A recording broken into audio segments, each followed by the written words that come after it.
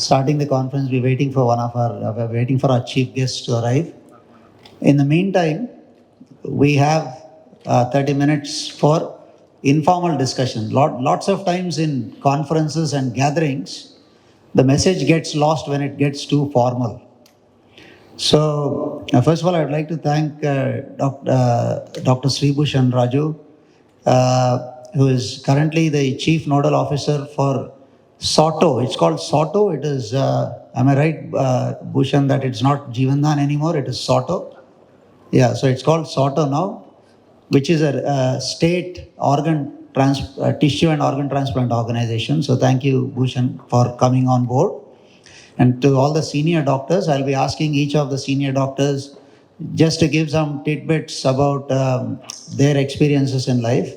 And thanks to Tejas Figaru for actually taking the initiative to organize this, what I think is going to be an extremely important event. I think each one of you, there's a lot of people here who are not doctors, majority are not doctors, but each of you are going to have a massive influence going forward. After this conference, you will all understand what goes on behind the scenes when it comes to organ donation and transplantation. So if I can just start off with a good summative video of the activities that have been undertaken by Apollo as one of the leading institutions for when it comes to organ transplantation in the world, not just India.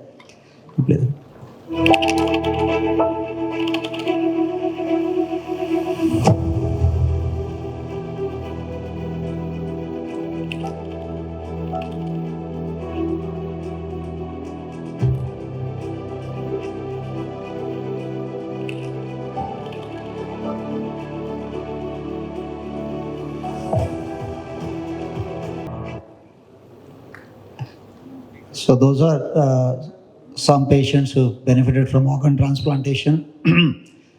We also have amongst us the real heroes, the families of donors who come forward at very difficult times to donate organs. That's where this whole process of transplantation begins, and we're very grateful to have a couple of families among us today. So can I get started with Professor Sribhushan? If you could just set the stage. Your stage is yours for 5 minutes. You can tell us what Jivandan is, how it's evolved over the last 10 years, and how proactively you've been moving this forward. Thank you.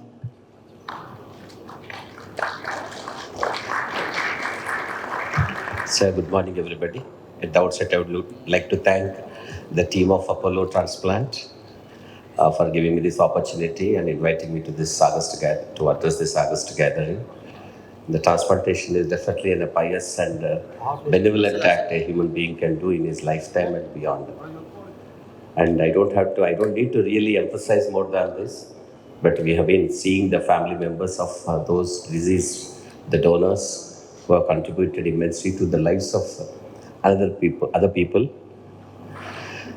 The journey of Jivandan started probably in 2010, and with some of the senior members of the country and with the help of people from Indian Society for Organ Transplantation and other organizations, they met the Parliament committee, and they wanted the organ donation to take place properly in our country and to be streamlined. Prior to that, there have been some incidents where the doctors and the hospitals were targeted for doing an organ donation and the transplantations. So in order to streamline the entire program, they came out with a new protocol. Prior to that, new program under the aegis of the government of India, the Department of Health and Family Welfare before that. Although the 1994, the act has come into picture and passed in the parliament, but it took such a long time for them to start a program totally dedicated to the disease donor transplantation program in the country. So other states also have taken up seriously, and probably Tamil Nadu is the one which has actually led the other states. And they have done very good and marvelously with so many transplantations, and it's still the number one. And Telangana is the number 2 in the country. And though we are the per million population donations wise, we are number 1 in the country. Our population being 4 crores. and in Tamil Nadu being 4.5 to 4.8 crores, 8.4 to 8.6 crores. So similarly, ever since the transplantation program started in the state of the erstwhile Andhra Pradesh and continued to be doing very good in this Telangana state also, we have done almost nearly 1,800 approximately the donations, which is definitely the number, very good number. And most of the donations have done predominantly in the corporate sector. This particular part and part of this country, the corporate culture is very good, and corporate hospitals are doing very good. They have taken a proactive state. And the government, because of some problems and issues, both technically, administrative, and otherwise, they're not doing so good as expected. Though we know that the most of the patients who are sick otherwise, especially the trauma and all, they reach up to the government hospitals initially. And there may be some technical issues, and other they could not really take up this deceased donor transplantation program seriously. Maybe there are so many intricacies involved in managing the sick patient in casualties and emergency medicine departments of the government sector. But the private sector has taken up very, very seriously.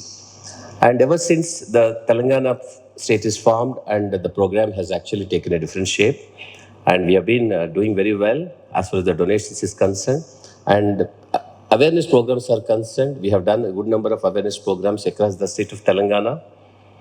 And every year, probably the last year we did not do that, but every year we have been organizing the programs to felicitate the donor families. And we have done a good amount of programs in different, among the people who are of different sectors, like for example, the police people, the journalists, and also different organizations, and the people who are involved in the organ donation campaign, like NGOs. Through them, we have done a good number of programs across the state and the country also. And the NOTO has actually taken a very good positive note of our activities, and is actually encouraging us a lot. And we are actually felicitating the families initially, and we cannot really give economical benefit and incentive to the people who have done donations, but we are definitely are in favor of them. The government is thinking in terms of felicitating the donor families, not only that, giving them some extra incentives to take care of their livelihood even afterwards. But at present, we started, for the past few months, we started giving 10,000 rupees as a mark of respect, to have a respectful funeral to the deceased donor, and also to take care of their families. We are encouraging them, and we are trying to think in terms of taking care of them by other means. May not be the economically, but some other means. And the government of Telangana has actually taken the transplantation program seriously. We are going to have a state-of-art transplantation center in TIMS, Telangana, Sanat Nagar. And we are going to start the program also soon there. So as far as the transplantation program, deceased as well as live program is concerned in the state of Telangana, we are actually doing very well. And every year, as for the kidney, I can give a statistics very easily compared to the liver and other transplantations, which I may not be aware of them properly. The kidney transplantations, almost 22 to 25,000 transplantations are taking place in the country every year. Predominantly, they are living related, and maybe some of them are living unrelated. The spousal is also very common in our country. The deceased donor transplantation program is very active only in few states, especially the southern states like Tamil Nadu, Kerala, Karnataka, Andhra Pradesh, and Telangana, and Gujarat, and few parts of other states like Delhi and other places. But many of the states have not taken up the program very seriously. So the NOTO is organizing repeatedly the programs, both online and offline, to see that other states also will take up this particular program seriously. As far as the waiting list in our state is concerned, we have almost nearly 8,000 patients waiting for organ transplantations. Most of them are kidney. Like almost nearly 4,500 patients are waiting to receive a kidney through donation. And 3,500 to 4,000 patients are waiting for liver transplantation. And nearly 300 to 500 patients are waiting for heart and lung transplantations. 150 patients for pancreas and some other organs. And there is some discussion about the hand transplantation in the state, but it did not really take place much. And we are encouraging the corporate sector to see that the hand transplantations and other transplantations should take place in our state of Telangana. And as the number of waiting list is increasing day by day, we are receiving almost nearly 100 to 150 registrations every month. It's not a simple number. And you also should understand that as far as the kidney is concerned, the longevity on the hemodialysis is increasing with a program called Hub and Spoke Program of Dialysis in the state of Telangana, which is one of the unique programs for dialysis other than the National Dialysis Program of Government of India. The Telangana, the almost 12 to 15,000 patients are on dialysis here. It is very, very remarkable number. Previously, when I joined in nephrology, most of the patients could not really come from a different distant places and come to Telangana, Hyderabad to take dialysis. I still remember people from Anantapur, Adilabad, and Srikakulam coming through various this thing and come only to twice a week dialysis to Hyderabad, Nizam's Institute, and other hospitals here. And meanwhile, they used to get fatigued and they used to die off soon within few months after the initiation of hemodialysis program. Now, in government sector, we are actually doing the transplant initial dialysis here in the government hospitals and various hospitals here in other parts of the hospitals also in Hyderabad.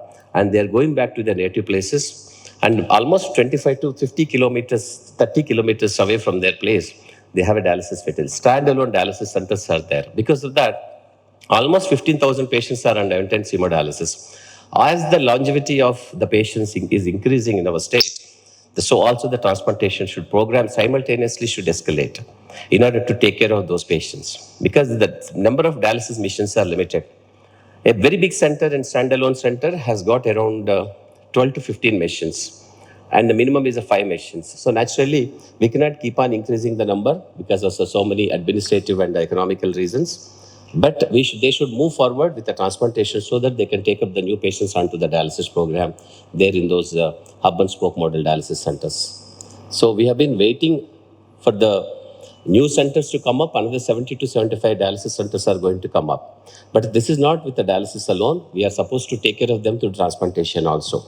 As you can realize that the living-related transplantation program is actually taking a backseat nowadays with most of the families becoming nuclear and most of the people are becoming sick with diabetes or hypertension in the younger age groups. So the parents are unable to donate to their children. So also the siblings also at the same time. Some of the diseases are genetic and we can't even ask them to donate the organs within their family. So naturally, they have to go for an unrelated transplantation, which is not acceptable legally in our country. So in order to avoid that, there are few strategies. One is the disease donor transplantation. The second one is the swab transplantation. Swab transplantation, swab is taking place in the country, predominantly in Gujarat. They have done more than swab transplantation among more than 11 pairs. In Telangana, last year, 26th March 2025, we adopted the TOTA Act totally, according to which we can go ahead with the swab transplantation.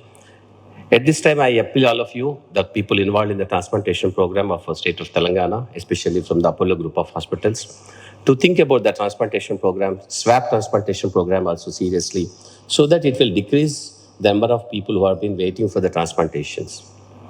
And this is one thing, especially the kidney and the liver. So other than this, the transplantation program in the state of Telangana is doing very well. Only thing is that more and more awareness programs should take place. The people who are involved in the transplantation program are unable to make up the campaigning for the transplantation, especially the donation. Recently, we took a decision of making it mandatory for the family members of the recipients, those who are registering for the transplantation, to pledge their organs. And a few days back, I just went through the statistics where there's an improvement in the number of patients or the pledges of donation. Hardly anything, actually. And most of the people did not really take it seriously. I feel that when you think that the society should be able to listen to your problems and respond positively so that society should take care of your problem, some family members also should think that they also have an equal responsibility to give it back to the society because they know the problems of a patient who has got an end-stage organ failure. Similarly, their family members also should be able to pledge their organs. And I have seen hardly anyone, not even the spouse of the recipient and not even the children of the recipients. Personally, I interacted with some of the people, the family members of the people who came to register for the organs, especially the heart and lungs. And they're very, very unaware of the term called organ donation pledge during their lifetime. And this is very, very pathetic. And I encourage all of you to involve the family members also right from the beginning so that they can be our ambassadors and they can go and spread the word. Another interesting aspect which I would like to share with you all that not a single one who donated the organs during the most difficult part of their life, the family members also, they never pledged their organs during their lifetime. Even the family members also not aware that there's something called organ donation pledge. It is almost 100%. That shows that we are lagging behind by the expectation from the expectations of the society, that we are unable to campaign so that the organ donation, the term should reach up to the ordinary people in the society. So it is our responsibility to see that the organ donation, the term, should reach up to the ordinary people so that at the time of such a crisis in their life, that a young boy who met with an accident and struggling to get the life and the ventilator and the intensive care set up, the family members are waiting outside with folded hands and praying the God that he is going to recover. But unfortunate thing is that he's not going to recover. The doctors say that he's a brain dead. And the family members are taking such a bold and very pious decision to donate their organs. And it is difficult for the coordinators also to convince them in such a period of crisis to donate their organs of their own loved ones who is there inside the ICU. Important for us to spread the term called organ donation pledge. And this year, and in fact, Telangana is actually lagging behind as to the statistics of organ donation pledges is concerned. Maharashtra being almost 1.5 lakh people have pledged their organs. Telangana is almost less than 20,000 people pledged. So I request all of you at this juncture in the time with the family members of the deceased donors also there to spread the word organ donation pledges so that more and more people are aware of the organ donation and that can really take place and probably convincing them at the time of crisis by the transplant coordinators would become easier and simpler. So with this, I close and thank you all for kind attention and the patient hearing. Thank you.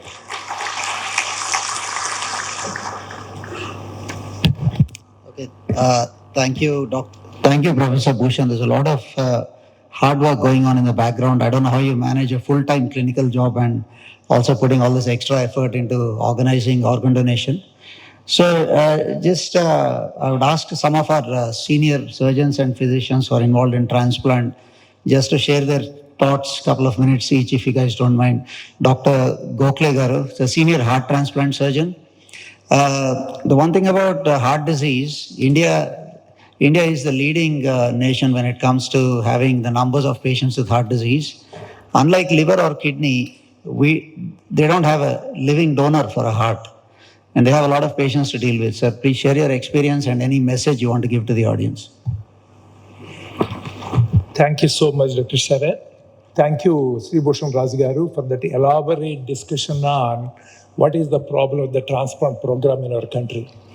I'm Dr. Gokhale. I'm a heart and lung transplant surgeon practicing for the last 4 decades at Hyderabad. And as Dr. Sharat said, the problem with the heart and lungs is, as of now, not like kidney and liver, there is no question of any life-related donor. We basically depend upon cadaver donors, brain death donors, whatever you call them. And without them, it's very difficult. There are developments happening in that area, but still, so the source for us is very limited. So unless someone comes with a brain death and the family agrees to donate, there is no way we can do that. Even in that, we have restrictions like age limits. For example, kidney and liver, I believe they take even at the age of 65, 70 also. Whereas the heart, because of the epidemic of heart problems in our country, we cannot take heart. And sometimes most of the people are smokers who cannot take lungs like that. So we have a restriction, certain age period, how the condition of the heart, lungs, based on that. Yeah, such donations are less, and almost 50% of them are not fit to donate either heart or lungs or both. So we live with those restrictions. Whereas on the other side, the heart problems are epidemic. There's so many people. The commonest problem today we have, apart from cancers, is the heart issues there. So we have thousands of patients who are in end-stage heart failure and lung problem. They basically require transplant to keep them live for longer time. Many of us, one of my longest surviving patient is 16 years since transplant, and he is continuing his business. And there are many people in the software doing businesses, leading a near normal life. That is possible for these patients who are on deathbed, about to die in a few days or weeks, to live for years with a quality of life. carrying on their dreams, taking care of their families. It is possible only with these things. We do not have dialysis, things like that. So unfortunately, we have two problems. One is about the number of donations, as Dr. C. Boston Razgaru said. But first of all, I have to say thank you to those families who, when they are struck with the grief, still they took time to think of the humanity and society and have come forward to donate. Thank you so much. First. And we need many more of them. See, Bhushan Razgaru is saying that, see, our society is full of parasites. I would say, please quote it. Parasites. We depend on government. We fight with the government for everything. What is that we are doing? Nothing. At least even the government, instead of saying that we continue reservations, we give kg for rice, we do all these things for free, when they are taking for free, ask for something. When people are taking the advantage of the government, few people who pay the income tax, you pay all their money to them, at least they should sign yes or no on a sheet whether they want to donate or not. For example, Arogyasri, how many people are getting benefited? You want to take it, Arogyasri scheme? Just give a paper, let them say yes or no. Are you willing to donate organ or not? Otherwise, how will the awareness increase in this country where we have to struggle for everything? So I think government has to take some difficult decisions. For example, governments like UK, they have put in a system of opt-out. What it means is anyone who is brain dead in an accident, you are supposed to take organs unless the family comes and says no. Whereas the system in our country is opt-in, wherein you have the transplant coordinator, doctors, they have to go and ask them. And most of the time, they're in that grief, they cannot take the decision, they refuse. So things like that have to be taken. Individuals, small organizations cannot do. I agree with Bhushan Razgaru said, the corporates have done wonderful work in medical field. In this country, the reason for development of medical field is corporate hospitals. That too, for example, Apollo, it does the largest number of transplants in the world. Imagine the hard work put in behind it.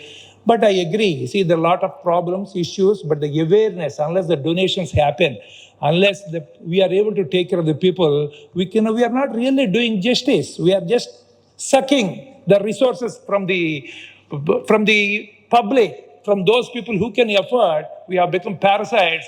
Please, people, get up, take your responsibility, do something. When we die, anyway, what are we doing? Either we are burning it or we are putting in the air. It is not going to serve anyone's purpose. So I request more people to pledge their organs. At least think of it. When the occasion comes, help the people who require. Thank you so much. Thank you, Gokhale sir. Sir, Subramaniam sir, senior kidney transplant surgeon. Sir, there's a lot of people who are not doctors in the crowd. So you've been in the field for 30 years. Just share your experience and the difficulties that you would face as a transplant surgeon. Thank you again to Apollo for giving me a chance to speak about my experience. Kidney has been one of the first organs which has been transplanted way back in 1960s, and we come a long way from that time. And my journey with transplant started in 1986, and we've been doing kidney transplants for about 40 years. But as I say, that things have changed. Things have changed so much that we are a generation, if you go back and look at it, we have a generation, we have seen audio cassettes, video cassettes, CDs, DVDs, CDs, Blu-rays, and streaming. So transplant has evolved through all these changes which we've seen in day-to-day life. We started off with unrelated transplants, which were very rampant many, many years ago because there was no awareness in the society. Then we started off with live-related transplants, and now 50% of the work is cadaver transplants or diseased donor transplants, where organs are harvested from dead donors or brain dead donors. So that's a big sea change. As Dr. Gokhale said, all of our dead bodies are going into the ground or getting burned. But why not we donate these organs and make somebody else live? And there was a very good meme which was put out that if you want yourself to see the world and see beautiful girls in the world, even after your death, donate your eyes so that your eyes will continue to see. So that is a very good message for everybody to pledge organs. And one of the things I've seen when applying for a driving license today is there is an option whether you want to pledge the organs. That's a very good initiative, that when somebody is applying for a driving license, particularly at 17, 18 years of age, you should have a choice whether you are prepared to donate your organs in case of need. Now, the biggest change for organ donation has come from, I think we should acknowledge Mohan Foundation, which started off with this voluntary organization of an NGO, which tried to create the awareness. And this has been further taken up by the government along with Jeevan Dan. Jeevan Dan has done a tremendous work, excellent work in Telangana, trying to increase awareness and also streamlining the whole process of organ donation. Accepted that most of the organs come from corporate sector, as government sector has its own limitations. But in spite of this, the government sector should also try to pitch in and give some more organs rather than take the organs. The government sector, I'm sure, is doing excellent work because they cater to a strata of society who cannot afford corporate treatment. This strata of society has to live. These people have to get the organs. These people have to get treated. But because they cannot afford, they go to the government sector. But again, government sector should also probably pitch in and increase the number of donations which coming from the government hospital. They have a vast resource, and it just requires a bit more commitment from the government sector. But by and large, transplant is a teamwork. Any transplant program will tell you it's a teamwork between the physicians, the hospital, the surgeons, as well as the commitment from the patients to continue the immunosuppression and all. So as a team, we should evolve. As a team, we should grow. As a team, we should make this cadaver program much more vibrant than live program. It's always not a very great thing to take a live organ from a live patient, an organ from a living patient. It's always better to take it from a cadaver patient. So I think we should make this awareness more in the society. The society is evolving, and in the last few years, we've seen more number of donations coming in from the society.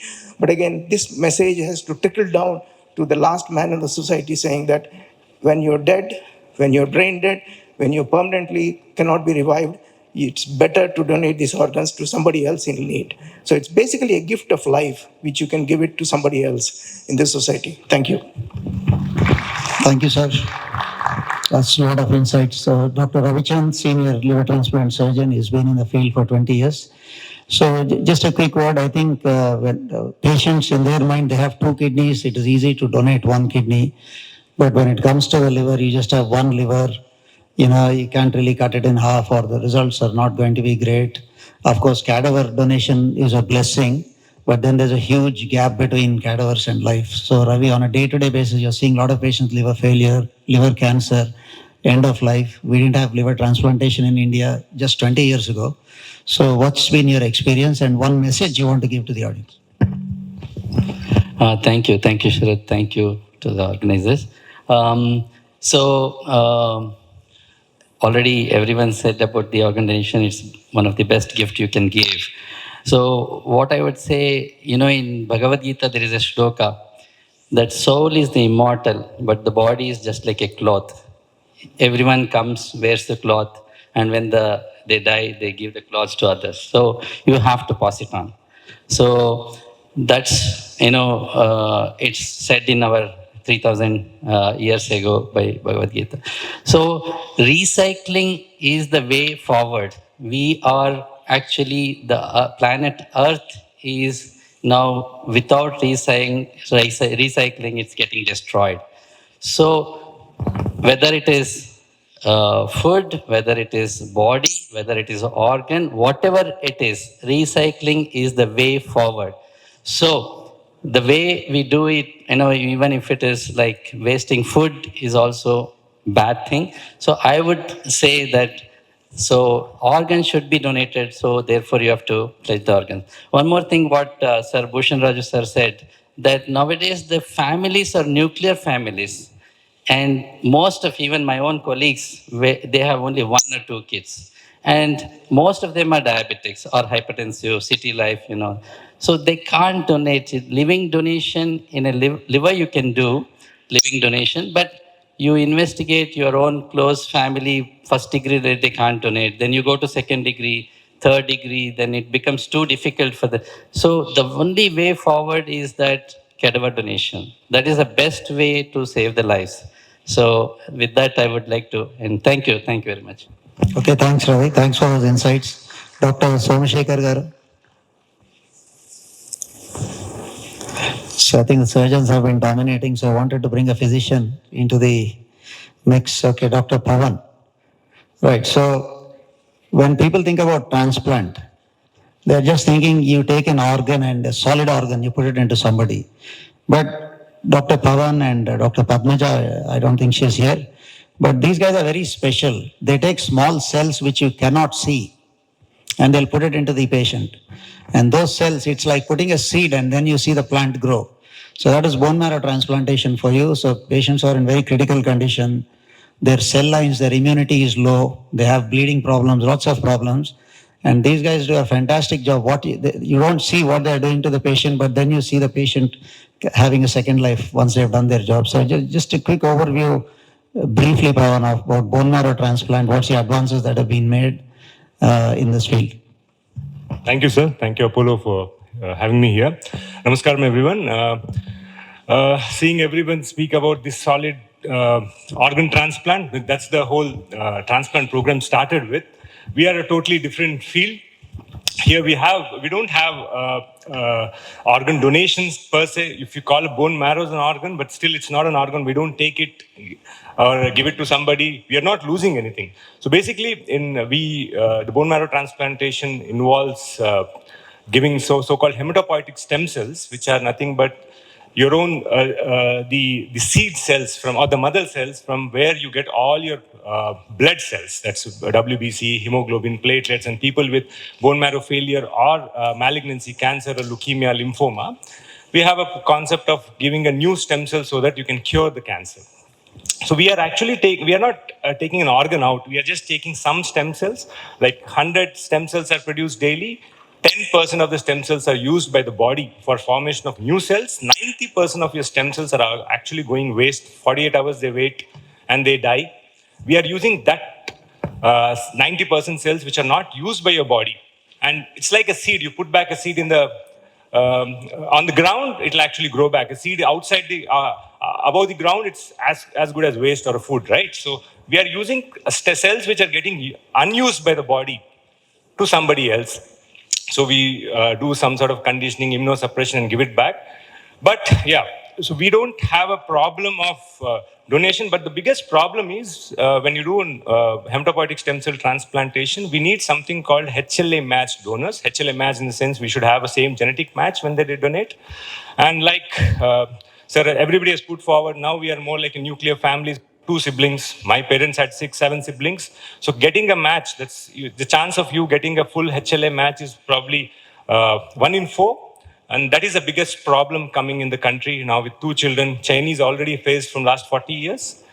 Now we have in stem cell program stem cell registry, something like Jeevan Dan, when we have a registry where we can put forward the HLA matching of a patient and we can find a donor and subsequently do it. But unfortunately, out of 1.4 billion population, we have probably 3 or 4 lakh HLAs on the site. So I think most of us will not even know there is something called stem cell registry. This thing compared to NMDP or it's the American board where we have almost 60% of their population boarded on the HLA map site. So that's what is lacking in the country to get a match unrelated donor in hematopoietic stem cell transplant. But we are in a better phase than our solid organ colleagues because for us, even a half-match transplant from another sibling can be done, but it's a way ahead for us also. Thank you. Okay, thanks, Pawan. So that was from a senior physician. So Sanjay Maitra, sir, we have a lot of discussions over coffee about this whole process of transplant. I mean, if there was a scenario where nobody required one, it would be great. So Dr. Sanjay Maitra has been a senior nephrologist practicing for close to 3 decades. So any message, sir, any message you want to give to the people in the audience, how each one of them can contribute to this problem of organ shortage and patients needing transplantation? The message is very simple. Transplant is all about care, compassion, selflessness, and a gift. Without asking anything in return. The person who gives it, I'm not talking the family, is absolutely doing it, and the family is collaborating at that time to come out with a beautiful gesture towards the other recipient and to society at large.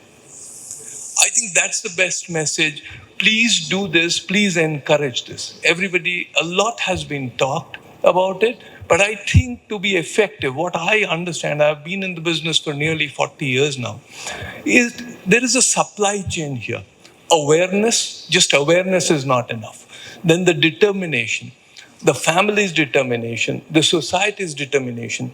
At the time in the hospital, how you convey the message of organ donation. How smooth is the process of declaration and the other necessary requisites? And later on, how do you value the family members or those who agreed to give the donation, kidney or the organ to the person? Will all make it into a bundle and definitely help us in the long run. So if I've been clear, all these steps, if are clear, and the financial incentives, that also has to be important. The person who is giving at that delicate moment, he or she, the whole family is devastated. Financial incentives, the emotional incentives, everything, and the follow-up. Then we will make it. Progress will be slow, but it will be definite, and we will really make it. Thank you. Thank you, Dr. Mehta. So, I'm sure you're all aware of organ transplantation. How many of you have heard of hand transplant? You know how important your hand is. If you haven't heard of it, it's very concerning. Gopinath, I'm coming to you. But are you aware that your right hand, literally, if you're right-handed or if you're left-handed, your dominant hand is everything. You do everything with your hand. So amongst us today, we have a dynamic surgeon who's involved in hand transplant surgery.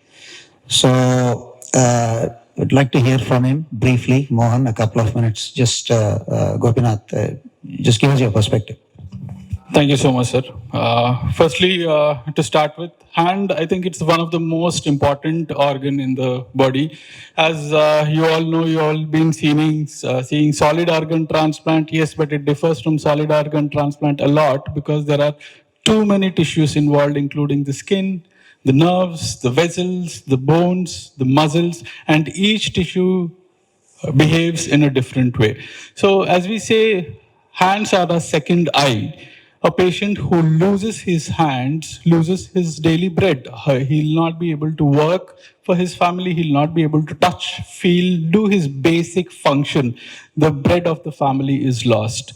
So even though the entire body is working well, he'll not be able to gain or get his daily bread. So that is the step where we are trying to lead forward steps in hand transplant in Telangana. And we are forming the protocol, and with Dr. Rajbhushan sir's guidance, we are doing this and slowly trying to step into hand transplant program in Telangana. And to give you a small important information, India has been the largest hand transplant center in the world. We are doing in India about 70% of the hand transplant throughout the world, but yet in Telangana, we are a little bit lagging behind. And so we want to start this, and we are really waiting forward for the government permission, and we are working with you, sir. We are laying down the steps slowly and gradually with your permission and your guidance. We are hoping to get the permission soon and start this wonderful program and give the patients a new hand, a new life, and ability to gain their own bread. Thank you so much, sir. Okay, thank you, Dr. Bandari. Yeah, Dr. Sridhar, senior nephrologist with us. He's also been in this, in the field of kidney transplantation for some time. Just a quick message, any different perspective you have, you've heard all of them speak? No, only thing is I share my experience of starting transplant. Like when I joined as a consultant in 2006, those days, hardly we used to do 1 or 2 transplants per year. But we have to appreciate government efforts, social all these NGO organization and all. Now we are able to reach around 350 transplants. Donations are happening every year. That is good, positive achievement. But if you compare with the requirement what we have, just now I am discussing with the Sri Bhushan sir that around 8,000 to 10,000 people are waiting for kidney transplantation, registered, and just they are leading their life on dialysis, which is inferior quality of life, and they suffer a lot. So our aim should go to like almost 8 to 10,000 people are waiting for kidney transplantation, like in the same way for heart and this one. The only way we can do is just increasing the awareness. My suggestion is like all the people, especially in the school education, 10th class, 9th class, in the biology subject, we have to introduce a concept of brain death. Just what is a brain death? They can donate the organs.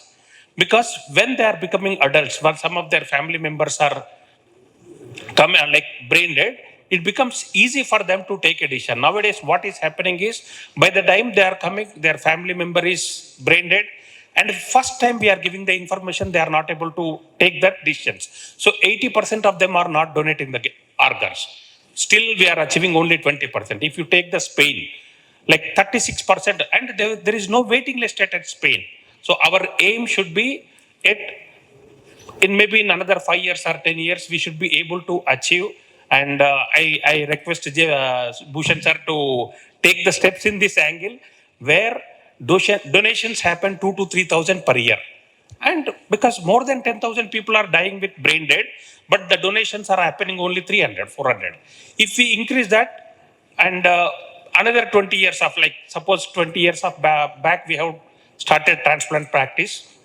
We used to see only 1 to 2 donations. Now we have reached around 350 to 400 donations. In another 10 years, we have to see no wait patient is waiting for organ. We have to reach that stage. And I request Bhushan sir to take actively, because this is purely see, NGOs plays a role, but majority of them is done by the government and this one. So I request Bhushan sir and government to take necessary actions to increase the organ donation to 2 to 3,000 per year. Okay, thank you. Now, I think we just, our chief guest is expected in 10 minutes. So I don't know how many of you are aware, we have a lot of endemic problems, local problems. So lung disease is increasing year on year. You must have all heard about the Delhi pollution. It's at very severe, 600 particles per million, right? So you're having allergic diseases, pollution-related diseases. There's an interesting phenomenon called psittacosis. So there's a lot of pigeons around, bird droppings. So people living in certain parts of the old city, they're having really bad lung disease. So I would ask Dr. Chaitanya just to give a very quick perspective and anything you might want to say. You've heard everybody talk how to safeguard your lungs and how lung transplant goes. Madam, if you can be brief, thank you. Thank you. I am Dr. Chaitanya, transplant pulmonologist. I first simply bow down to all the organ donors and their families for this amazing gift what you have given for so many people who are living their lives now. Okay, so we are the youngest of all the transplants, lung transplants, which has started late but picking up really fast in Hyderabad, which has now become hub of lung transplantation in the entire country. And we are proud to say that we are saving so many young lives. Not only elderly people with smoking or with some ILDs, we are seeing a lot of young patients who are having problems with lungs. See, unless and until we know the importance of our breath, we usually live like we don't appreciate our breath. But once we have a lung disease, every minute, every second, we'll feel that difficulty. So that's the reason we really need a lot of organ donations, because apart from cadavers, we don't have any other option for live donations. So we really depend on the organ donations. And second thing is that we depend again on the size of the patient donor. The size matching is important because we are transplanting into a fixed cavity. And among all of the organ donations, I think lungs we are not able to utilize most of them because of various practices what we have to preserve liver, preserve kidneys and everything. So a lot of awareness for the critical care physicians is also needed to protect the lungs so that we can utilize all the lungs for the transplantation. Thank you. Okay, along the same lines, Dr. Chetan is also a lung transplant physician. A brief, quick message, anything different to what's been said already, please. Sure. So, a very good morning, everyone. I'm Dr. Chetan. I'm a transplant pulmonologist here. So, first of all, I would congratulate the management of Apollo for celebrating this gift of life. And yes, thanks to all the organ donor families for coming forward. So, something different from what everyone said, like Chaitanya ma'am said, lung transplants programs are too young in the country. And probably I can say we are 10 years younger than all the other organ programs. And despite which, Hyderabad has the hub of lung transplants. We do the highest number of lung transplants in the country, thanks to the donor families and Jeevandan for creating awareness. And like already been told, we are a purely cadaver-based organ program. So there's no other way for us to procure organs. And unlike kidney patients who can still survive on dialysis till they get an organ, we do not have any other way to sustain a patient till we get an organ. So the waiting list mortality for lung transplant patients is very high. And on the other side, the utilization of organs is also low as compared to other organs. It's only 20 to 30% of all the organ donations wherein we get a good lung. So I request the government and other NGOs also to come with good protocols, unified protocols in donor management, wherein we also focus on better management of lungs. So far, it is all good with liver and kidney. Most of the ICUs are well aware of the protocols, and we should come with better protocols of preserving lungs as well, so that we can decrease the waiting list mortality of lung transplant patients. Thank you. Okay, so you heard from a lot of physicians and what goes on in the background. తెలుగులో ఒక సామెత ఉంది, అన్నిటికంటే ఉత్తమమైన దానం నేత్రదానం. మీకు liver మంచి కండిషన్లో ఉండొచ్చు, మంచి హెల్త్లో ఉండొచ్చు, బట్ మనం చూడలేకపోతే most of the beauty of life is lost. So I just want to hear from one of the gentlemen here, an international guest, a patient who's had a corneal transplant, Mr. Khairullah. Sir, could you please just share with us your experience? What was it like when you couldn't see, and what's it like when you can now see the world around you? Yes. Hello, good morning. I'm Ziad Khairullah. I'm coming from Lebanon. I have a cornea transplantation a week ago.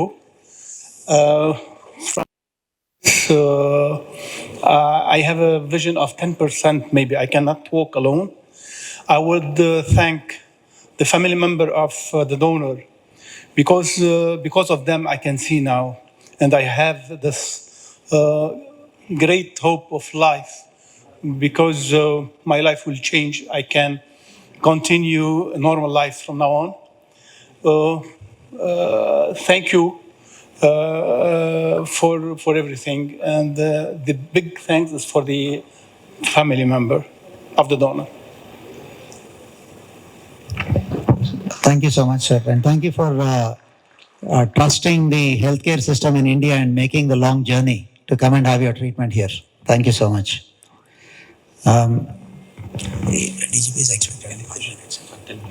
Okay, so I mean, anybody can ask a question. It doesn't have to be very scientific. I think we just have an open house for 5 more minutes. Anyone wants to say something or wants to ask a question?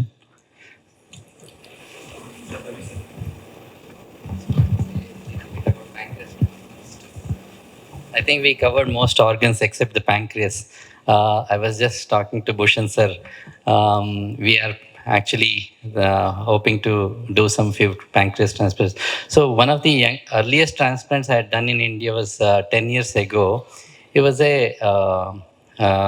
pianist actually, and he had type 1 diabetes and with a lot of neuropathy. He couldn't actually play the piano. So then after the transplant, now he's still doing well, no rejection, things like, thank God. He had combined kidney and pancreas transplant. For type 1 diabetes, we do combine kidney and pancreas, which is better than doing a pancreas alone. So this gentleman is now able to, he used to come in the wheelchair to my office, and he couldn't, with the lot of support, he had to climb on the couch. So today he is able to walk, he is able to play piano, and he is able to, do all the regular activities. So pancreas gives the quality of life. Like most organs give the life, but some of the organs where like hand transplants and the pancreas, it gives the quality. you can, without quality of life, life is actually no life. So I would like to say it's one of the organ which is, most now diabetes being one of the rampant diseases. So that is also one of the organ which we should keep in our mind. Thank you. So, okay, so Subbareddy Garu is a senior intensivist, Apollo Hospital's head of intensive care.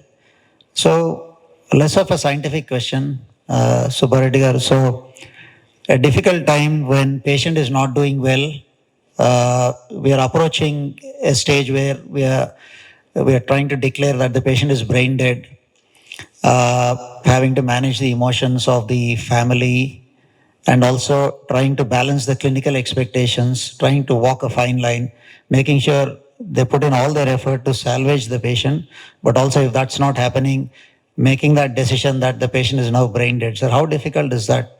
Is that time, and that how tight is that rope that you have to walk? Good morning, all. Critical care physicians are involved when the patient is very sick and neurologically very sick. And during that time, we maintain a very good communication with the family. I know it's very difficult at that point of time to convince the family, talk to the family.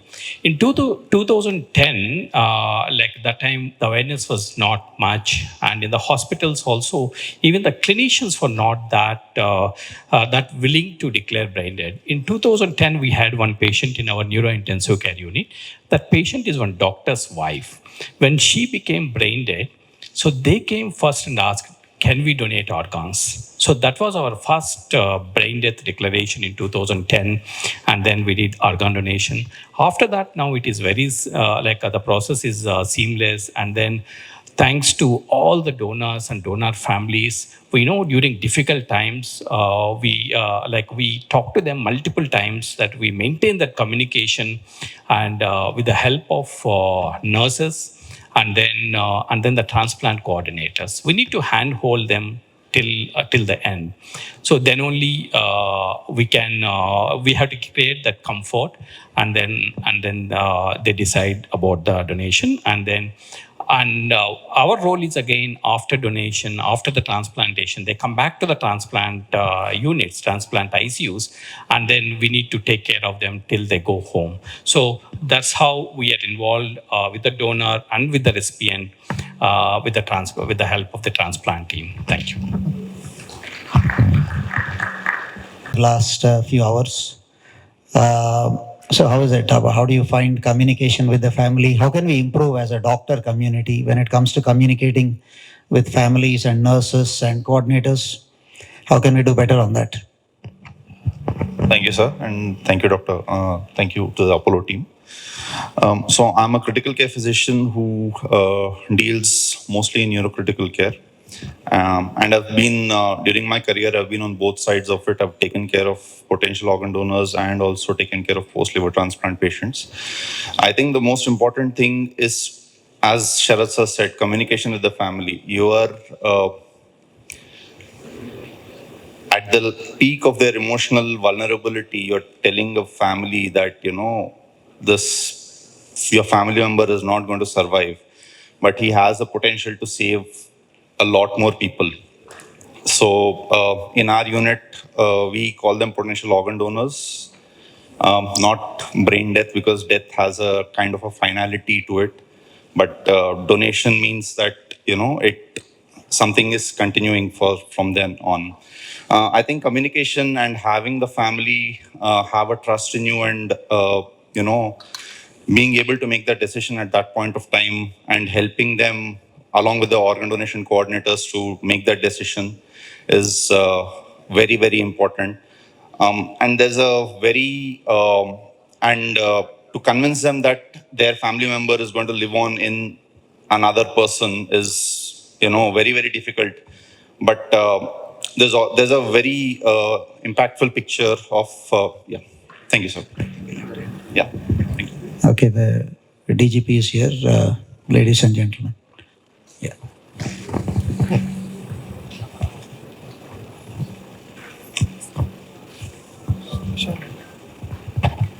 పక్కన నీటి కొట్టు కొన్ని shorts నాకు కావాలి press వాళ్ళు ఆపదు.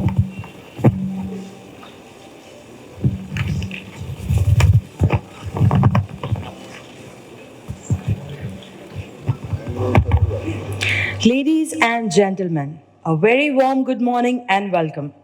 On behalf of Apollo Hospitals, Hyderabad, thank you for joining us for this special gathering celebrating the gift of life on the occasion of World that continue to give long after they are given. An organ donation is one such gift. A gift that transforms grief into hope. A gift that turns loss into life. A gift that allows one person's story to continue through another. At Apollo Hospitals, we have witnessed thousands of such journeys. Behind every transplant is not just medical excellence, but an extraordinary act of human kindness. Today, as we celebrate the gift of life, we come together to honor those heroes whose decisions have given countless individuals a second chance to dream, work, love, and live. Thank you all for being a part of this meaningful occasion. To formally welcome our guest and set the context for today's event, may I invite Padma Shri Dr. A.G.K. Gokhale, Senior Consultant, Cardiac Surgeon, and one of the pioneers of transplantation at Apollo Hospitals to deliver the welcome address.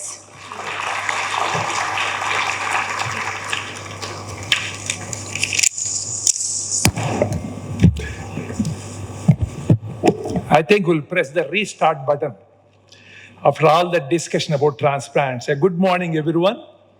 Respected Chief Guest, C.V. Anand Garu, Director General of Police, Telangana, and a guest of honor, Sri Bhushan Raj Garu, heading the SOTO and a professor of nephrology at Nizam's Institute of Medical Sciences, and my esteemed colleagues, donor families, transplant recipients, members of media, ladies and gentlemen.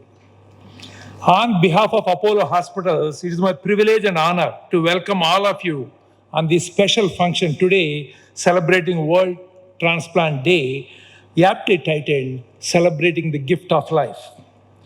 Today is a day of gratitude, hope, and reflection. It is a day to honor the extraordinary generosity of the donors and their families, celebrate the courage of transplant recipients. It is not an ordinary thing, dying in bed, you don't know next day will be there or not. The courage of recipients, and recognize the collective efforts of healthcare professionals and society in making transplantation possible, and sometimes to save one, hundreds and thousands of people are working same time.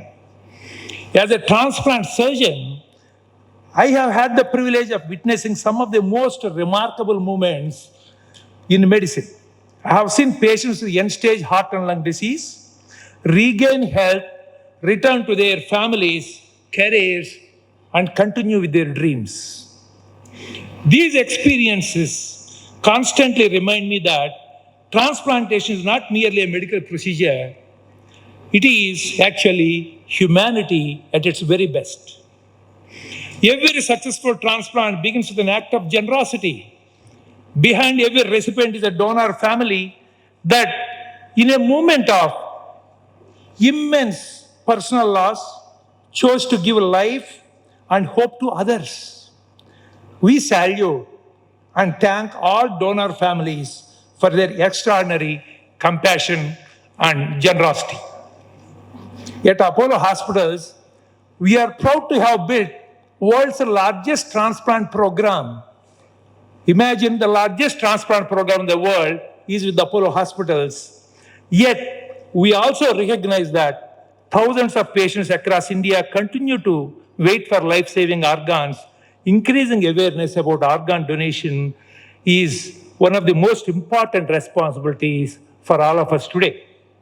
I would like to express our sincere appreciation to Jivandan, the government of Telangana, healthcare professionals, law enforcement agencies. You know, on a peak day, in the middle of a day, summer, when we want to get an organ by Green Channel, hundreds and thousands of police are standing, trying to protect one life.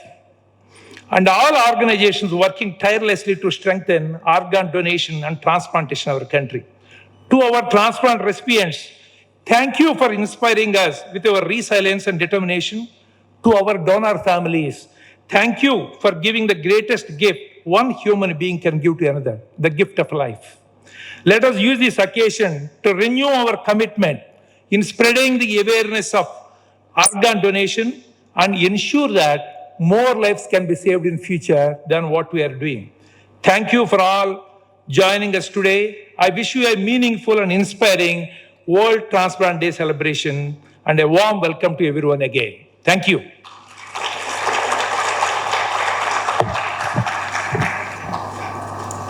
Thank you, Doctor. Light symbolizes hope, healing, and new beginnings. As we begin today's program, may I invite our dignitaries to join us for the ceremonial lamp lighting. Joining us today is our vibrant DMS, Dr. Ravikiran Mudunuri, Director of Medical Services, Apollo Hospitals. Sir, we are honored by your presence. Our chief guest for today, Sri C.V. Anand Garu, IPS Director of Police, Telangana. Sir is winner of several awards, including the prestigious President Gallantry Medal, Police Medal for Meritorious Service, Antarik Suraksha Seva Padak. He is known for innovative police policing, integrity, impartiality, and a results-oriented approach throughout his 35 years career. His welfare-oriented leadership style and his habit of leading from the front have earned him wide respect within the department. We welcome you, sir. We are delighted to welcome Professor Dr. D. Sri Bhushan Raj Garu, Senior Professor and Head of Nephrology and Associate Dean of NIMS, Nodal Officer, Soto, Telangana. He is one of the principal investigator of CKD in adult. He is currently an associate editor of Indian Journal of Nephrology, Indian Journal of Organ Transplantation, and Frontier in Medicine. He is a popular advocate of public health and early detection of non-communicable disease and an awardee of Meritorious University Teacher Award by Government of Telangana. We welcome you, sir. May I request the dignitaries to kindly come forward for the lighting of the lamp.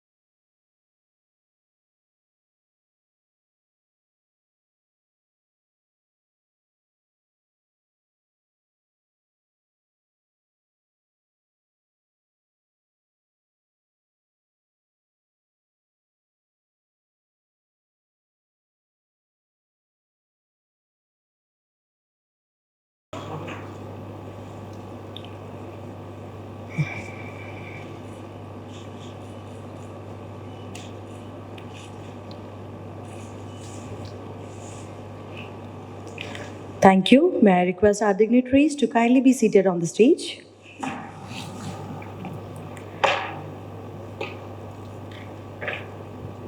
I request the dignitaries to kindly be seated on stage. I request Anand sir and Shri Bhushan sir to kindly come on the stage.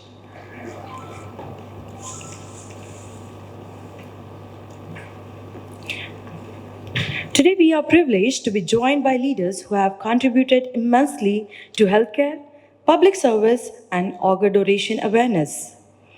May I request our dynamic CEO, Mr. Tejasvi Rao Garu, to kindly come forward and felicitate Sri C.V. Anand Garu.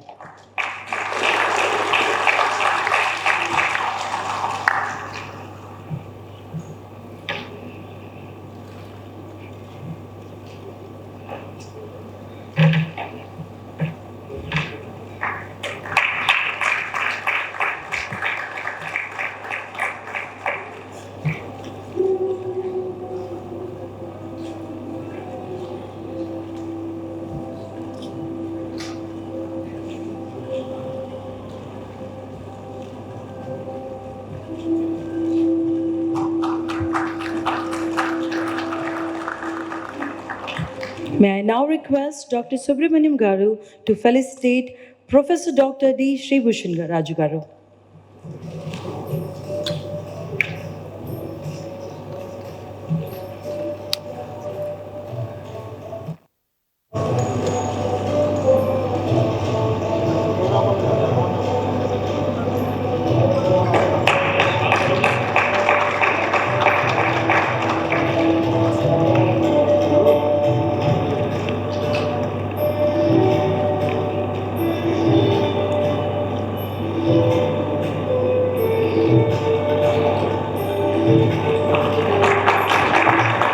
Thank you, sir.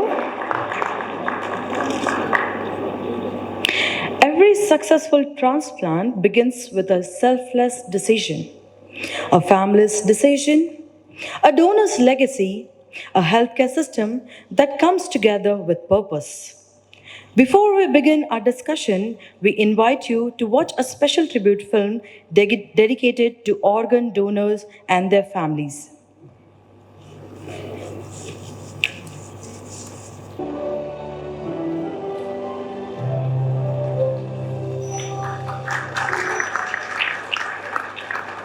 Thank you.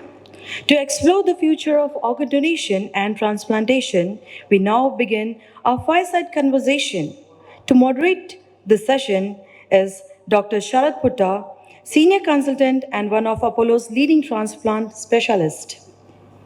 Joining him are our esteemed panelists, Sri C.V. Anand, DGP Telangana, Professor Dr. D. Sribhushan Raju, and Professor James Newberger. Joining us virtually is an esteemed international guest, an Associate Medical Director, NHS Blood and Transplant. Professor, thank you for being part of this event. So I'll just introduce Professor Newberger. I'm one of his many international students. I trained in hepatology and transplantation in Birmingham. It's a privilege to have Professor Newberger among us. He's worked as Associate Medical Director of NHS Blood and Organ Transplantation in the UK, as in a very senior position for close to a decade. He's redefined the rules and defined the ethics around organ transplantation, organ allocation for England, which has been setting an example for the rest of the world. He was one of the founder member clinicians of Birmingham Liver Transplant Unit, which is currently one of the largest cadaver liver transplant centers in the world. It's been my privilege to be a student, sir, and you've been a mentor to many specialists like me across the world. Thank you for joining us virtual. You're on the screen, Prof, if you want to say hi to the audience. Yeah. Hi, and thank you very much. I've really enjoyed the discussion so far. It's fascinating. So thank you for inviting me.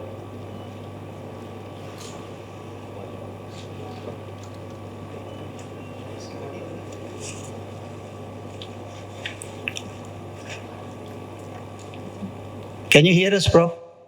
Yes, I can hear you. Okay, thank you. So I'll start off with our respected DGP Garu.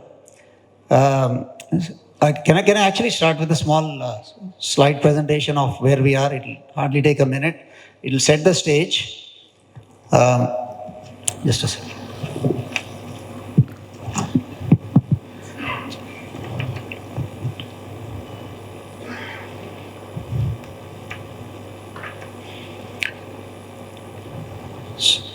Play the presentation, please.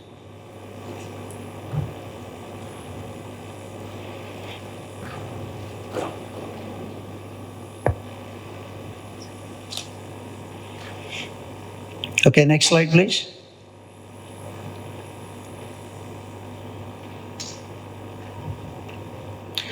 Okay, so if you look at this graph of transplantation since 2013, there's a steep uptrend, and we've done close to 20,000 transplants last year. I think a big round of applause to Jeevandan and the state of Telangana.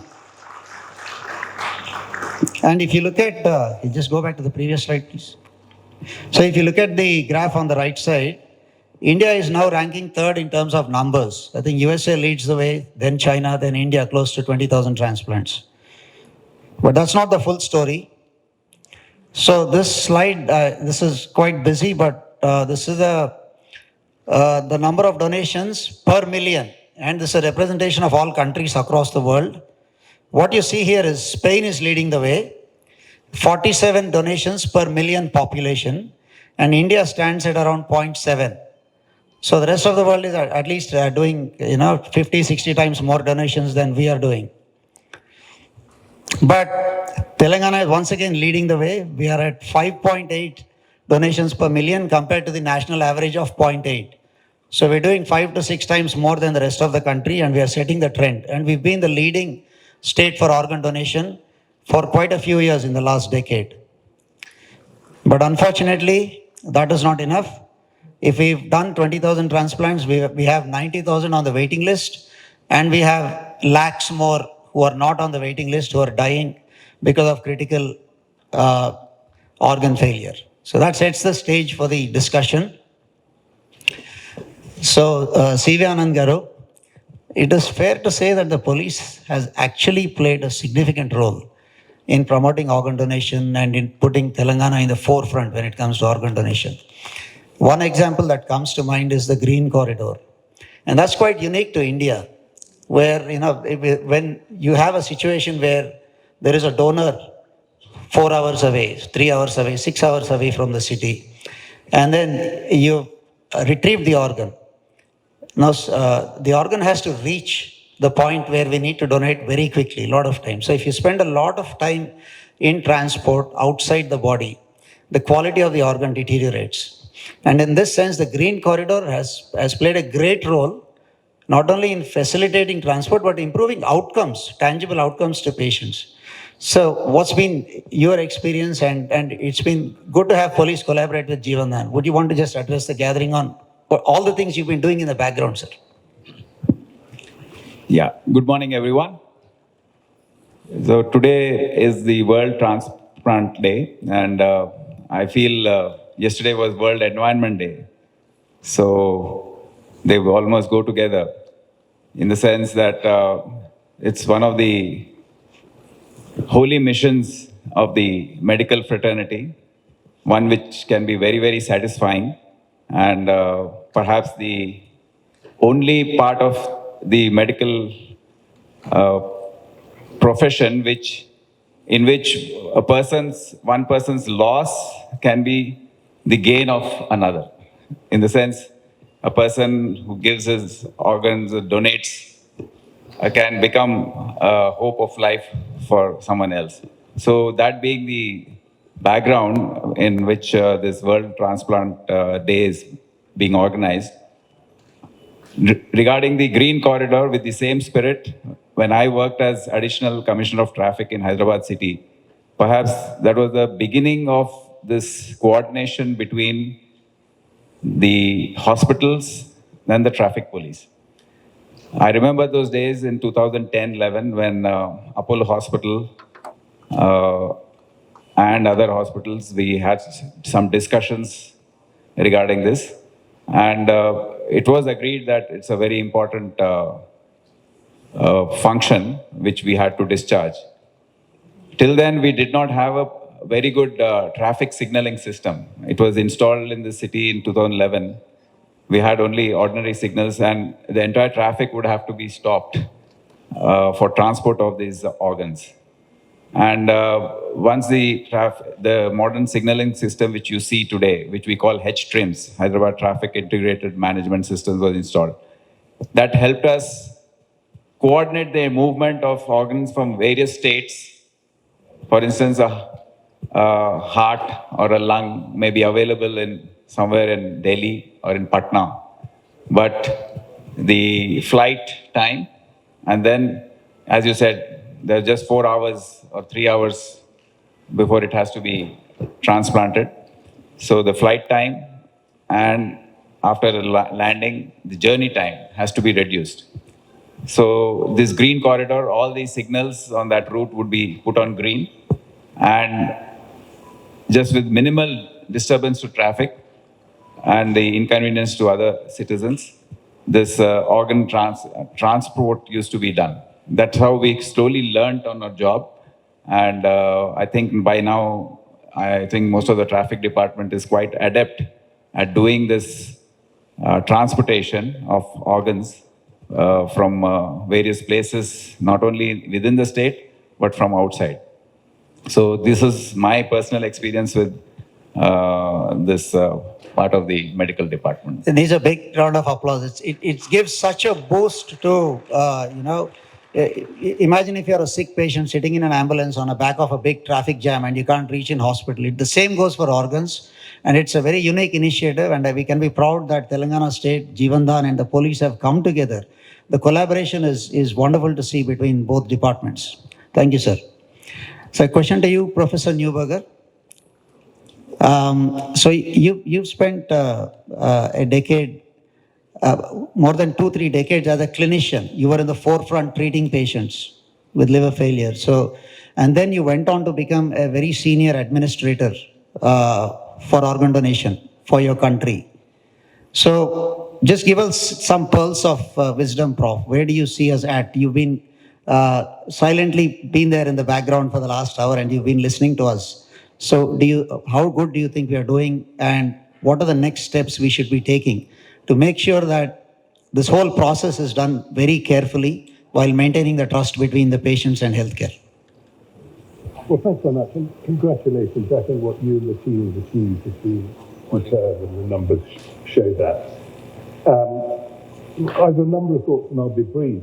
I think the first thing, and the other point I would make, is that what applies to the UK may well not apply to India or other countries. And I think although one has to look at what other countries do. Prof, are you able to hold the mic because we are not able to hear you? I think it might be better. I'm sorry, is that better? That's better, Prof. Thank you. Yeah. Okay, well, just to reiterate, thanks very much indeed. And again, many congratulations on what you and the team have achieved today. It really is very impressive, and the collaborations, for example, with the police reflects extraordinarily well on both organisations. There is no magic bullet, and what I'm going to say is based on the UK experience, and that many of these may not be relevant to India. I think one has to look at other countries, learn from them, but application has got to be individualised. I think the first thing to say is there needs to be a very robust and transparent legal, ethical, and financial background to underpin organ donation transplantation, whether it's definitions of death and so on. That's got to be up there, have public support, and supported by legislation. I think the second thing is to focus on staff. And organ donation fails at certainly in the UK, at all levels, from ITU staff to patient support groups. I'll come back to that. ITU, certainly in the UK, are very understaffed and overworked. Organ donation is additional work, additional costs, additional pressures. And by and large, those facilitating organ donation are not those who see the enormous benefit it brings to patients and their families. So I think you've got to target ITU doctors and nurses and other healthcare professionals. You've got and get them involved. In the UK, we found it really helpful to have specialist nurses in organ donation, and they are far more effective in ensuring consent than doctors. Although doctors think they're better, the data shows quite clearly they're not. The third thing I would say is to emphasize further the benefits to patients and their families for organ donation. There is a lot of anecdotal evidence, very little robust data, that those families that agree to donation and where donation occurs have a far better post-donation outcome. There's less depression, less upset, and the sense of pride that they feel. And all of us who've attended and met with donor families, it's really, I was quite cynical to start with, but they really are very impressive, the benefit. And I think people need to emphasize that organ donation benefits the family of the donor as well as the family of the recipients. Just a word on opt-out, opt-in. The UK several years ago moved from a Prof, can I just interrupt you for a brief minute? So I'll just explain to the audience here, most of whom are not clinicians. I'm sorry. So there is something called opt-out and opt-in. So let's say there's a situation where a patient is brain dead. What happens now in India is the coordinators and the clinicians go and talk to the family, tell them that the patient is brain dead, and request them whether they would consider organ donation. Right? So this is what is called opt-in. So the default position is that you have to go and request. You don't have permission to go ahead with retrieving organs. Opt-out. Spain was the leader when it came to opt-out. And Professor Newberger, I think, sir, you were also instrumental in getting a soft opt-out in UK as well. So opt-out, basically what that means, you have a patient who is brain dead. It is presumed consent. So unless the family refuses, if the family refuses, of course, you step back. But if the presumed position is that those organs can be retrieved from brain dead patients. So that is the difference between opt-in versus opt-out. And opt-out has led to significantly increased donations in some parts of the world. So sorry, Prof, you can build on the point from there. No, thanks very much. I mean, in fact, in the UK, the move from opt-in to opt-out has had only a marginal effect. It hasn't made a big difference. I think what did make a big difference, which was we introduced the specialist nurses in organ donation used to be more bereavement counsellors. They used to go to the families who were in great distress, sudden disasters affected them, and go to the patient saying, isn't this awful? We changed that, and we say, yes, it's a dreadful situation, but out of the old tragedy can come good. And I think to emphasize the benefits of transplantation, the benefits of donation, has really made a difference. If a patient has joined the organ donor register, that is legal consent for organ donation to occur. But we won't go ahead if the family are against it. We don't want to add to their distress, although legally organ retrieval teams are entitled to. So I think the opt-in, opt-out debate in the UK has been largely modest in impact. Whether that applies to India, of course, is not for me to comment. Thank you for those very valuable insights, Prof. I'll just come back to you shortly. Professor Sribhushan. So Jeevandan has done a wonderful job. If I go back to 2012, right, Tamil Nadu and the state of Telangana, these were the states in the forefront when it came to cadaver donation. I think we were the second state to form that organization and then take things from there back in 2012. We've come a long way. So we have patients in the audience, we have donors in the audience, we have recipients in the audience. So I think it is fair to say that the trust between the healthcare providers and the regulators and the receivers is not optimum at the moment. So how do you suggest that everybody collaborates and we take Jeevandan to even further heights?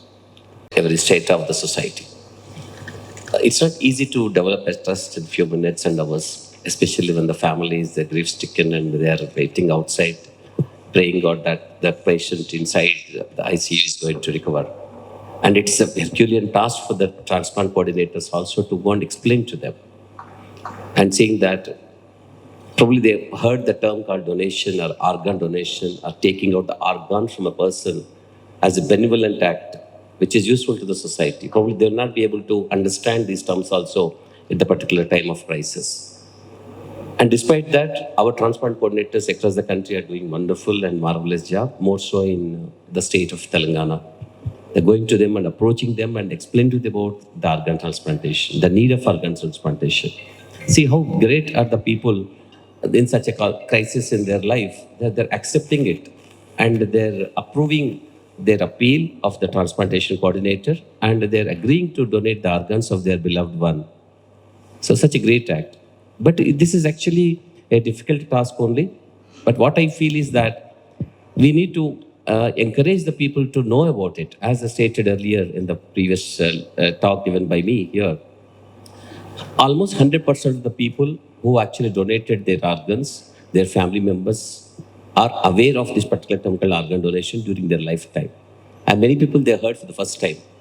And it is true, the particular crisis period, they heard through here and there. And when the transplantation coordinator goes and explains to them, then they came to know that there's something called organ donation. And they acquired about this particular term with their own relatives and other friends, and they agreed to that. So instead of that, we can actually make the people aware of this particular program called organ donation. Maybe the several programs like this can really throw light onto this particular important aspect of the society, where almost in the state of Telangana itself, there are 8,000 to 9,000 patients are waiting for various organs. It's not an easy one to complete or finish this particular number in the next few years. Also, maybe it will take, say, decades. Just imagine there's something called dialysis for kidney failure patient. What about the liver, heart, lung, pancreas, and other people with end organ diseases? Very difficult for them to live and survive also beyond the limit. So in order to overcome this particular problem of reaching out to the mass, reaching out to the ordinary people in the society, we need to have more and more campaigns. And there are several methodologies as we are thinking in terms of giving so many protocols to the people and also to the help of the police and other people also. I happened to give a few talks also previously to several organizations also on a similar note. And especially as somebody was suggesting, and previously people also have suggested, at the time of giving a driving license itself, we are supposed to tell the people that there's something called organ donation. This kind of an activity, and you should see that it's mandatory. Like as the professor said, the opt-in and opt-out. Unless proved otherwise, unless indicated by other means, that everybody who's declared brain dead in the hospitals are supposed to donate their organs, unless they opt out. So this is a very important aspect. And every adult should be aware of the term called organ donation and organ transplantation also in this country. So through at the time of giving a driving license in the schools, make it a mandatory, let it be a chapter for the students to learn about it. And also see that every person who gets a job, be it a private job or a government job, also should be made to be aware of this particular organ donation and all. So it's a very important aspect. Then only we can, as I stated, nearly every month we are getting 150 to 200 registrations for various organs. And I'm telling you, it's a simple number. In fact, it's a very small number. There are many people who are not even aware. And when I come across a person taking dialysis in some Gajwel or Mehboob Nagar or Adilabad, then I ask them, for the past 8 years you are on dialysis, are you aware of the term called organ transplantation? And you can get transplanted also for the kidney. And he says he never heard, he never imagined that there's something called a donation of a brain dead personality. So that is a thing happening in our society. So see that the particular term organ donation spreads across. Okay, for want of time, I'll just go around to all three of you. And is there one message you want to give, C.V. Anand Garu? Everybody is here. The healthcare providers are here. The receivers, the patients and donors are here. Media is here. A message you would want to give so that their respective roles to play and how to go forward while maintaining that invaluable trust between everybody concerned. Everyone accepts that this is a very noble task and this act of giving organs to someone in need. Like we have also, I think I have signed, I don't remember to which hospital, they had come once and have already pledged my organs. I don't remember. Round of applause, please, guys. We have somebody here who's pledged his organs. As Dr. Garu has said, the awareness about this organ transplant has to be spread. People have to be aware that once they are brain dead or, so many die in accidents every day. So if there is an occasion where there's an opportunity to use their organs for persons needing it, then I'm sure there won't be that much of protest about it or, a type of reluctance. Yeah, So only thing is, I think people are not really very confident about the transparency of the entire process. So I was actually... That the medical fraternity should recognize that the people, the way they view this entire thing is, they think that hospitals are here to make money and commercialize it. Don't feel bad when I'm saying this, but nowadays, as you know, the education world and the medical environment is also highly commercialized, that the trust that people have in this entire process is not very high. And to bring about the transparency will be the effort, should be the effort of the medical fraternity, because there are so many cases which come where, unnecessary investigations are ordered and, the bills are inflated. There's so much of competition between all these hospitals, high level of commercialization. So basically, this difference between demand and supply is coming due to this. And it is up to all of you to be more ethical, to have this process in a very transparent manner, where everyone knows what exactly is happening. And then you will see the jump in the offers which come to donate their organs. So this is my only message to the entire medical fraternity, that please move in that direction, because this is one area of your operations where the intention has to be very, very different from other things. This is to save a life, and someone else has pledged his organ, her organ, to do that. So that has to be carried out very, very ethically and very, very on an absolutely non-profit basis. So this is one important thing I would like to flag on this occasion. Thank you for the message, sir. Professor Newberger, sir, could you just address the gathering? One thing you might want to say, a message you might want to give us, having heard all of us. I would absolutely agree that public confidence is absolutely essential, and the medical staff, the healthcare professionals, but also the media have an essential role to play in that. Yes, expose doing when it happens, but also to promote the benefit and really turn organ donation into a public duty. Why wouldn't you donate? And that should be the standard position. And approaching that, you've got to look at different cultural groups, because although a lot is put down to religion, in my view, it's not religion, because all the major religions encourage organ donation, but it's cultural barriers and increasing awareness and increasing trust in the system, that staff aren't doing it for personal gain, but for their patients' gain, I think is absolutely key. Thank you so much, Prof.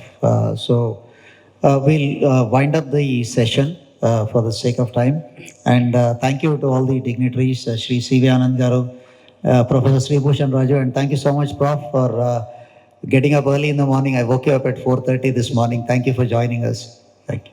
Thank you, Doctor. Thank you, our distinguished panelists, for sharing their valuable insights and perspective. Moving forward, I request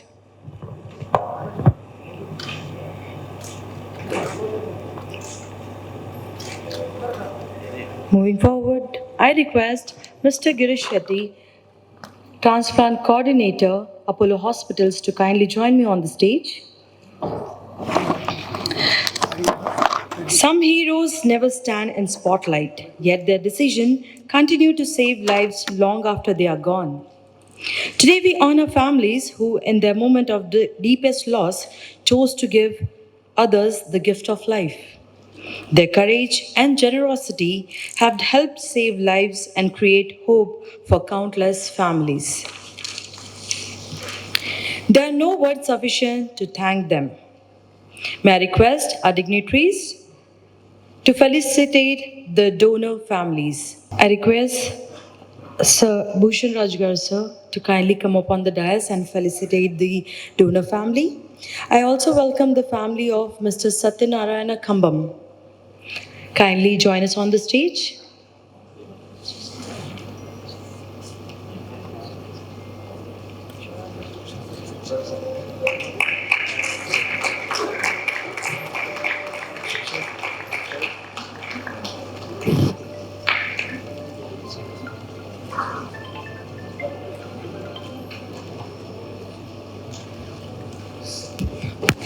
Satyanarayana family.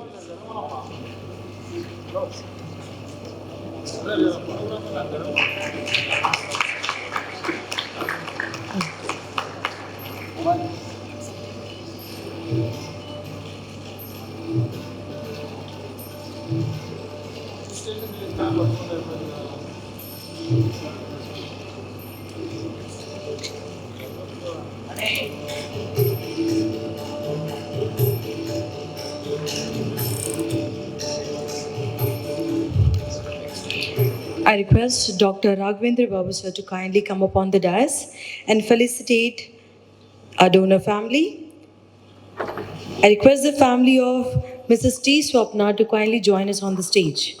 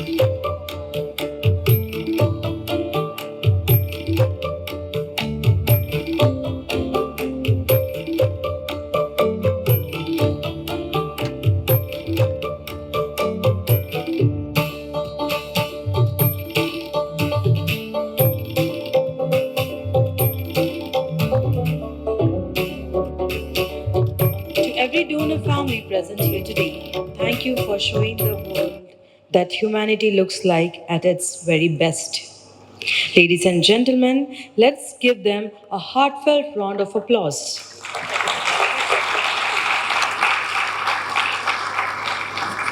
Now I request all the doctors to kindly join us on the stage for a group photograph. I request Dr. AJK Gokhale, Senior Heart Transplant Surgeon, Dr. Subramaniam Sir, Senior Kidney Transplant Surgeon, Dr. Somashekar, Senior Nephrologist and Kidney Transplant Surgeon, Dr. Sanjay Maitra Sir, Senior Nephrologist and Kidney Transplant Surgeon, Dr. Raghavendra Babu Sir, Senior Liver Transplant Surgeon, Dr. Ravichand Siddhachari Sir, Senior Liver Transplant Surgeon,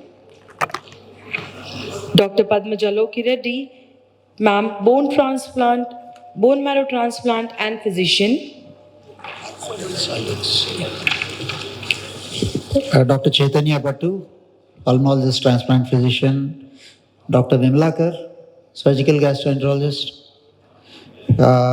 Dr. Parmesh, liver transplant surgeon, Dr. Fani, liver surgeon, Dr. Chetan, pulmonologist and transplant surgeon,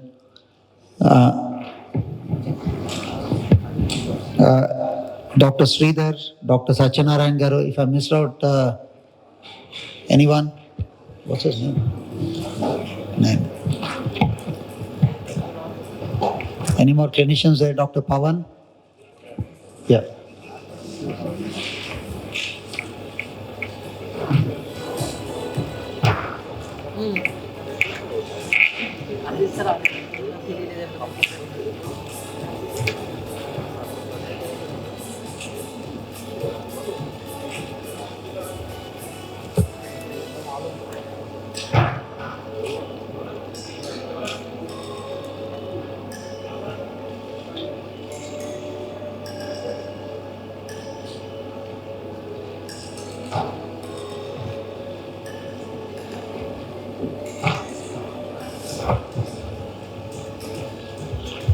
I request all the doctors to kindly join us on the stage.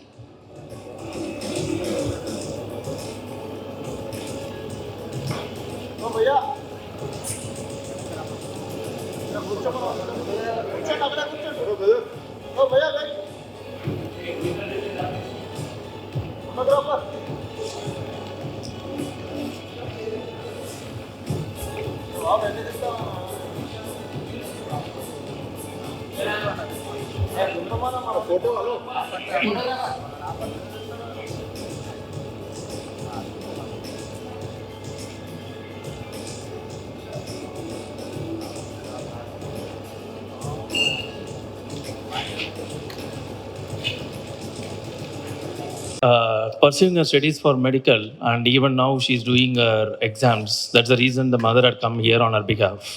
Madam, you would like to say something about her? Yeah. Over to you. It's a warm morning to everyone. I'm a mother of Sudha Kalyani.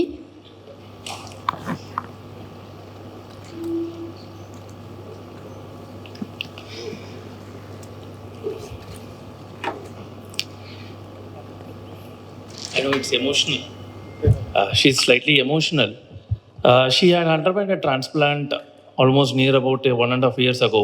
She was been waiting since very long. She has a case of primary hyperoxaluria, a genetic disorder. Yeah. So she's a medical student and continuing pursuing her studies. And next, would like to call Dr. Sadanandam, who is a practitioner, medical practitioner. After a transplant, even now is practicing his medicine. Is here from Karimnagar.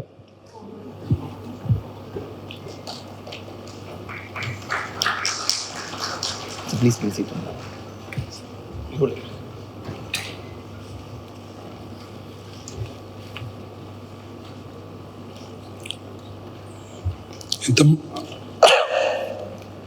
అంటే గ్యాదరింగ్లో మాట్లాడే flu అది లేకపోవడం వల్ల సరిగ్గా మాట్లాడలేకపోవచ్చు. కానీ అంటే ముందుగా ఇక్కడికి వచ్చిన అందరికీ, పెద్దలకు, డాక్టర్లకు మరియు చేసిన సార్ వాళ్ళు నన్ను ఎంత బాగా బయట వేసిరని. కాబట్టి నేను ఈరోజు ఇంత మాట్లాడగలుగుతున్నా, ఇట్లా ఉన్నా అంటే పూర్తిగా అపోలో ద్వారానే నాకు సాధ్యమైంది సార్. ఇది సాధ్యం కావడానికి కూడా కావాల్సింది ఆర్గాన్ డోనర్స్ ఉండాలి. బతికున్నన్ని రోజులు అవయవదాతలకు నేను కృతజ్ఞునై ఉంటాను sir. Thank you, sir. I would like to call Mr. Raghuvinder Reddy. He underwent transplant before 15 years and now here is.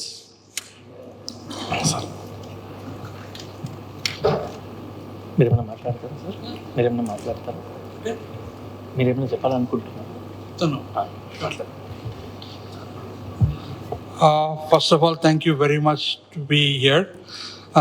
తెలుగులో చెప్తాను. బేసికల్గా నేను అమెరికాలో ఉండే చాలా రోజులు. ఉన్న తర్వాత నాకు కొన్ని హ్యాబిట్స్ వల్ల నాకు నేను నాకు లివర్ సిరోసిస్ వచ్చింది యూఎస్లో. So then in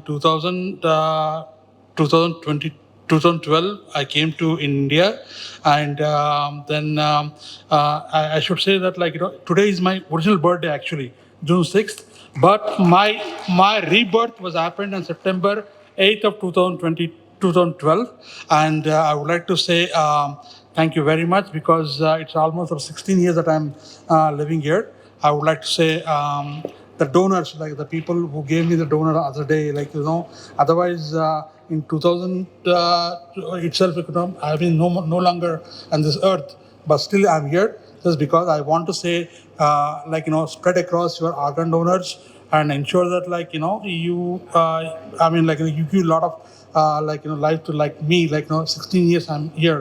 I would like to say special thanks to that Sharath Reddy and also team of Jacob sir and everyone. I just 16 years now I'm living here just because of the తెలుగులో వాళ్ళు ఇచ్చిన పాపం. వాళ్ళు ఎవరో నాకు దానం ఇచ్చినారు ఆ రోజు. వాళ్ళని మేము అన్ని విధాలను ట్రై చేసినాం, కానీ but the never say that any expectations లేకుండా వాళ్ళు నాకు ఇవ్వడం వల్ల 16 years I'm survived here. I would like to thank you very much. Spread across our organization. Nothing will happen, because it's once you go back, you do not have anything. And I think that's what I want to say. Thank you, sir. Madam.